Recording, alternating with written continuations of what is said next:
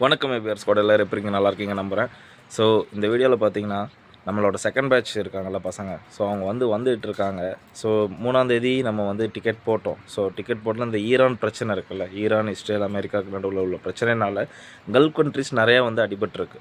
So example Bahrain, Doha, Dubai, Abu Dhabi இந்த மாதிரி terminals, major terminals, airport terminals எல்லாமே பார்த்திங்கன்னா ஷட் டவுனில் இருக்குது.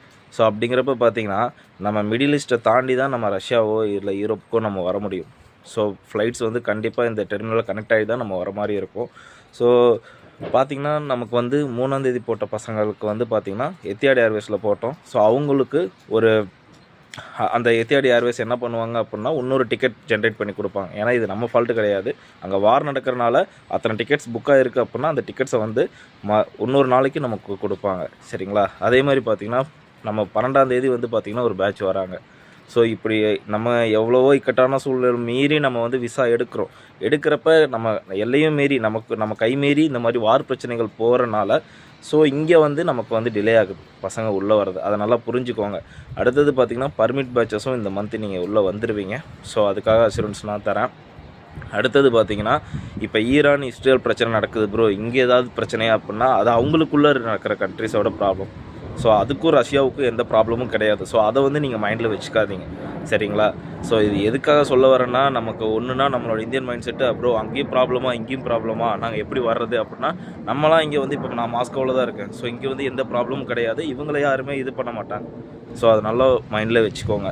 ஸோ அடுத்தது பார்த்தீங்கன்னா வேர் ஹவுஸ் ஜாப் மட்டும் இருக்காது. பர்மிட்ஸ் எங்கெங்கெல்லாம் ப்ரொவைட் பண்ணுவாங்களோ அங்கங்கே நான் ஒர்க் எடுத்து கொடுப்பேன். ஸோ உதாரணத்துக்கு ஹோட்டல் ஃபீல்டில் இருக்கும், கார்மெண்ட்ஸ் ஃபீல்டில் இருக்கும், ஸோ பிளாஸ்டிக் கம்பெனியாக இருக்கும், ஷூ கம்பெனியாக இருக்கும், எந்த கம்பெனியாக இருந்தாலும் சரி நமக்கு தேவை ஒர்க் பர்மிட். சரிங்களா? ஸோ அங்கே நம்ம லீகலாக இருக்க போகிறோம். லீகலாக வந்த பிறகு அடுத்தடுத்த முன்னேற்றத்துக்கு நம்ம உள்ளே கொண்டு போக போகிறோம்.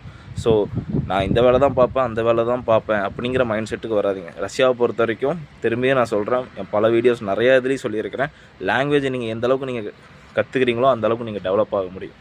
ஸோ லாங்குவேஜ் மட்டும்தான் உங்களுக்கு கை கொடுக்குமே தவிர வேறு எதுவுமே உங்களுக்கு கை கொடுக்காது. அது நல்லா புரிஞ்சுக்கோங்க.